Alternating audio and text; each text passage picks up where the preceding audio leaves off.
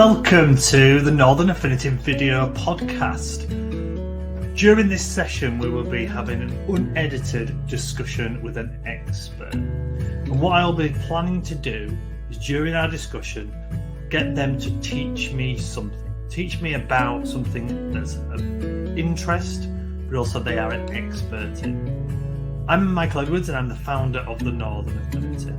And I will tap into our wonderful community to bring you along on my drive for self-improvement and my desire to learn. So please connect with me on various social media platforms, whether it's LinkedIn or Instagram or Twitter. And I'd love to hear from you what subjects you'd like to learn more about, or what subjects you think it'd be good for me to learn about. So please, get in contact and let me know. All the details will be in the show notes, and you can send me an email or contact me via the various platforms. I really hope you enjoy the show. So welcome to the latest edition of the Northern Affinity podcast. I'm delighted to say that I'm joined by Lesley. So thank you for joining me, Lesley. Hi, thank you. Good morning. And my pleasure to be here with you, Michael.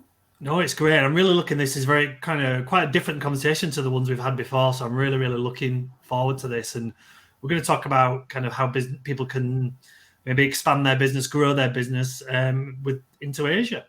Which is obviously an area of the world that you're an expert in. So do you want to just, before we kind of go into that, just kind of explain, who you are, what you do, that type of thing, who you work for, and that kind of gives a bit of context to our discussion. Sure. Hello, everyone. I'm Lesley of JC Legal. JC Legal is a law firm in Hong Kong. So we are headquartered there, started in 2018, relatively young and mostly female team. And our work is to empower startups and scale-ups to grow their business globally. So we have expertise in Hong Kong, mainland China, and Southeast Asia, particularly in Malaysia. And I'm here in Manchester with offices in Leeds and London of the UK to help raise awareness of UK companies when they try to expand abroad. They can consider Asia Pacific as an economy of growing potential where, they can explore and, leverage a lot of resources to help grow their business. And this is what I'm very excited to talk about. No, absolutely. And I'm sure for a lot of people, it's really interesting because obviously the landscape has changed, especially if it comes to exporting or expanding into different countries now. Obviously, in recent years with Brexit and like that, things like that in UK, so obviously it's kind of changed the whole landscape. So if I'm a business, I'm saying, look, I'd quite like to explore the idea of expanding my business to Asia, but I have no idea where to start. What are the kind of things that people should be kind of maybe looking into, or who should they be speaking to start that ball rolling? Yeah, this is a very good question. Usually for someone, from a foreign country to enter a new market. Well, my tip would be that Asia in general is a very diverse, region. So be careful which jurisdiction and which country or which city even you look into, because the cultures and the business practices and the business potential and environment can vary a lot. But I have experience in Hong Kong and Malaysia, two of the booming economies in Asia. I grew up and I was born in Hong Kong, and I've been on multiple business trips to Malaysia for work, and I've kind of gotten quite a good sense of how these two places would look like, for businesses who are coming in for the first time. So I would say for a newcomer, it is always good to start with some official sources like government agencies, official authorities or departments where they would be the authoritative, body that can point you to the right organizations or business contacts, or build your network from there. So for Hong Kong, there are a lot of business organizations and departments that people can look into. For example, the Hong Kong Economic and Trade Office. There's also a UK office back in London. And this is the point of contact that you can reach out to first in the UK, and they will be able to connect you with the rest of the network and departments in Hong Kong. And there's also another office you can look into, the Hong Kong Trade Development Council. where they can also bridge you to relevant resources and business opportunities and trade events in Hong Kong. For example, if you are expanding to Malaysia, you can also reach out to the Consulate General as well as the Malaysia Trade Department, MarTrade. They will be able to connect you with some local supplier or partner network. So interestingly, you can also approach, of course, the local departments in Hong Kong, like Invest Hong Kong or Invest Kuala Lumpur. So these are government departments that take responsibility for inward investment. So they will have also a local network of suppliers or business opportunities networks that you can tap into.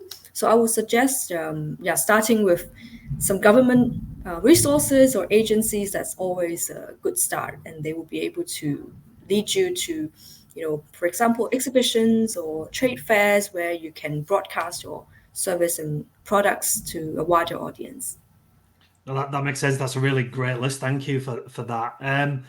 One word you mentioned kind of the start of the answer was around culture and cultural differences. Now, how important is this for people to try and do as much research and understanding of this as possible? Because, as we know, just because your product or service works in the UK doesn't necessarily mean it's going to work exactly the same way in, for example, Hong Kong.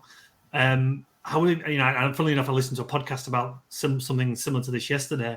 How important is this for people to, understand that and probably look at it in a bit more detail than they would do maybe if they were launching a product or service in the UK? Yeah, so localizing a product or service is also very important. And I believe for Hong Kong and Malaysia, these are two rather advanced economies. So e-commerce or electronic payments or technology platforms, these are something that people are very familiar with in these two regions. So if anyone is going to develop a technology business or expand a software as a service kind of business to these two places, it will not be a total surprise to people. It will be quite welcomed. And of course, there are also some nuances in terms of culture and business habits and practice that you should just be a little bit more mindful of. So Hong Kong is basically an international city. A lot of people do business and conduct most of their everyday activities in English language, and there are good exposure to world brands and international chains.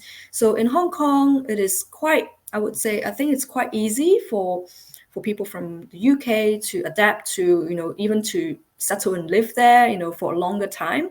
A lot of expats have settled in Hong Kong, starting with no idea what it is, but then they just fell in love with the city once they arrived. So I think in terms of developing a lifestyle around it, Hong Kong is quite similar to the UK in terms of the internationalization.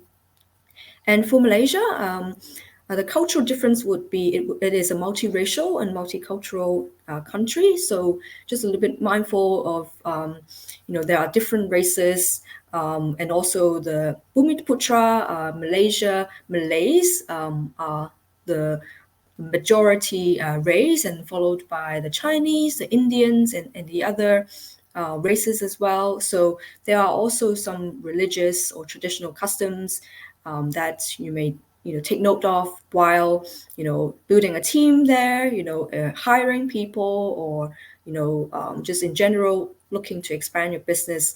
And also it's also dealing with people, right, apart from just the commercial side of it. So I would say just be mindful a little bit of the cultural difference of different jurisdictions wherever you want to operate in. Absolutely. You touched on language there, which I think is obviously it's a really interesting point. In terms of someone like Hong Kong, and please correct me if I'm wrong, but you kind of touched on it there. Probably more English is spoken widely there, and probably from a language point of view, it would probably be easier to start with somewhere like Hong Kong than say somewhere like China. That'd be my impression of it. So is it maybe potentially somewhere like Hong Kong is a great kind of first place to start, where it's kind of like it's almost like a step-by-step process because obviously there's a language element, and hopefully that wouldn't become as much of a barrier, but it's kind of a first step into the cultural differences, which you would know. Does that make sense?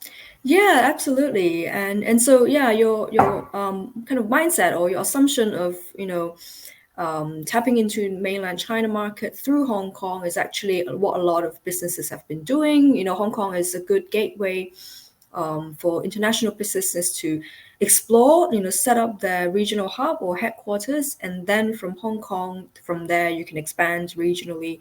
And I think this is also a very good perspective to put, because the Hong Kong government has also been very supportive of companies, businesses expanding abroad. So there are actually some subsidies, some funding resources in place for Hong Kong small and medium-sized businesses to, get some government subsidy and expand to a lot of, economies in the Southeast Asia region, and also in a lot of free trade agreement covered jurisdictions. So that includes the UK actually. So if there is any business who are interested in expanding to Hong Kong or expanding to Asia, and then you can set up a point in Hong Kong, and you can also get government funding from Hong Kong to kind of expand back to the UK, or support your operations in the UK as part of the free trade agreement covered subsidy. So I think that is very interesting. Hong Kong government really encourages businesses to go abroad, and of course bring the success of doing business here everywhere they go. Absolutely. In terms of, I guess historically, what type of businesses do we see that successfully have maybe expanded from the UK into obviously various elements of Asia? Is it kind of just everybody and anybody, or is there particular types of business that seem to do well in the area? Yeah, for Hong Kong, financial and professional services are, have been quite performing well, and in fact, the government has also published a talent list where they especially welcome people from niche areas of expertise to Hong Kong, and they will actually relax a little bit of the immigration requirements for people to enter Hong Kong and do work. And that includes, lawyers, dispute resolution professionals, marine engineers, tech and innovation experts, and also data scientists, fintech professionals. So Hong Kong has been, establishing a quite mature, in a quite mature manner, its service economy. So I would say anything about fintech or technology, professional services, these are always in hot demand. And for Malaysia, this economy is very young, a lot of young consumers and digital natives. And so e-commerce is a big area for this area. And there are a lot of e-commerce big names like Shopee, Lazada, but there are also a lot more room for different technology solutions or services to support this kind of e-commerce economy, like payments or fintech. They are also putting forward a lot of incentives to encourage digital and tech businesses. So I would say, digital and tech are very much welcome in Hong Kong and Malaysia. Yeah, that makes sense. And I guess there's lots of people out there to help if you decide to go down this route, but I guess it's also good for people to be aware of the potential barriers or issues or problems that they may face when kind of growing into Asia. Is there any kind of a general list of things that you find that is the difficulties for people when they first try to move into a different territory? Yeah, I would say the kind of difficulties or challenges would be more on the administrative processes of getting things done. The Hong Kong government, they have been trying to digitize and make a lot of processes efficient, but then a lot of people may still find it a little bit frustrating to deal with the government filings or applications. These are administrative and mandatory too, in order to get your business licenses running or processes running. But then I would say these are not too big an issue. And for Malaysia, there's also some a little bit of taking used to get used to a slower pace of doing business and living in general. So a lot of Hong Kong people, if they are used to the very fast-paced, efficient way of even traveling from one place to another, or conducting their life, they may find the slower pace of Malaysia a little bit frustrating. But then that's also what makes Malaysia a good place for people to retire, or spend a holiday in. And this is, definitely, just a different way of doing business and living. And yeah, you can make the best use of both places, or you will. That's great. That makes sense. So my kind of impression would be really important to get the right people on board to support if you decide to go down this route. So I know you touched on it earlier, but the kind of what other type of support would you need? Both obviously, if you're a UK business in the UK, but also other in whether it's Hong Kong or Malaysia or China, wherever you are. What type of support would you make sure you need? Yeah, so usually there are very specific, licenses or regulations governing each line of business or each industry. So it is always a good idea to consult a professional on, whether, for example, your business idea is compliant with the law. For example, a lot of businesses, the entrepreneurs are very, they're visionaries. They come up with a very innovative, unprecedented idea, but then whether this idea is feasible, or even does it swim across some gray areas of the law or of business regulations. It is something to be checked with a professional or regulatory person, just to make sure everything for your business would start right, and also of course the paperwork and everything is sound. So yeah, I would suggest, if anyone has, business idea, something new to develop in a new market, always, consult a trusted professional on, how best to, develop your strategy of launching it, of course, and also building the right team and getting, the basic structure sound and robust. And then that's always half the success of having a good foundation. And yeah, you can expand and of course free your mind from all that corporate stuff. Then you can just do your best in excelling in your business. Yeah, and obviously I know that kind of your area is focused around kind of legal side of things and the legal support. So again, kind of be interesting to know like what types of things you do help potential people with, and the things they need to consider when, and obviously the type of help they can get from someone like yourself. Yeah, we work a lot with startups and small businesses. So there are people who come to us for just an initial quick consultation to inform their next decisions. For example, they can book an online consultation with us to just check in, whether this idea is viable, is business viable, and also compliant with the law. And usually it concerns something about building a marketplace, like an online marketplace where consumers or the public can better match with professionals or people or resources of different areas or of different interests. And this also extends to like telehealth or other business online marketplace kind of model. And we've advised a lot of these inquiries. And apart from that, there are also startups that would use legal service on an ongoing basis. For example, a fintech startup, or a startup that is receiving incubation support from something like a cyberport or the science park in Hong Kong, institutions that help startups grow. And we could help them with developing or drafting their commercial agreements, or hiring people, developing the employees handbooks, manuals, and of course advising them on expanding from Hong Kong to other parts of the world as well. We work with overseas lawyers and overseas professionals to help businesses on board other places seamlessly. Absolutely. Thank you, Lesley. And just kind of final question for me really is if people want to find out more about what you and what your company do, where's kind of the best places to find that out? Sure. So we are from JC Legal. You can check us out on the website jcco-hk.com, and we are also very active on social media. You can find us on LinkedIn and Instagram as well.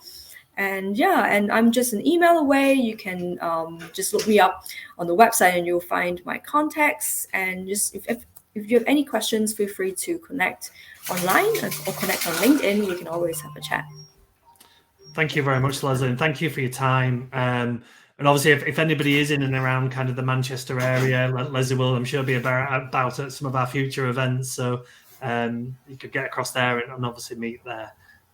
So we'll put all those details in the notes as well for this podcast. So when I release it, I'll put all the kind of links in there for people to have a look, both on the YouTube page and on the podcast recording. That's really, really interesting. Like I said, a very different chat to what we've had before, and I really enjoyed it. I find it really fascinating, and I think it's really good to have this kind of introductory chat when it comes to subjects like this, because every business will have their own requirements and needs, so would need to speak to someone like yourself on an individual basis, wouldn't they? Yeah, sure. And we're always, our doors are open. We're always open to chat. Fantastic, Lesley. Thank you so much for your time. Really appreciate it. Thank you, Michael. I hope you enjoyed this chat today, and like me, you learned something new from our wonderful expert. So if you'd like to hear from more of our sessions, please subscribe on whatever platform that you get your podcast from to hear more. And also, we'd love to meet you at some point at one of our upcoming events. The Northern Affinity hold events all across the north of England, and we'd love to meet new people and have guests along, so please come along and check out our website or all the details in the show notes. Thank you very much for listening, and see you next time.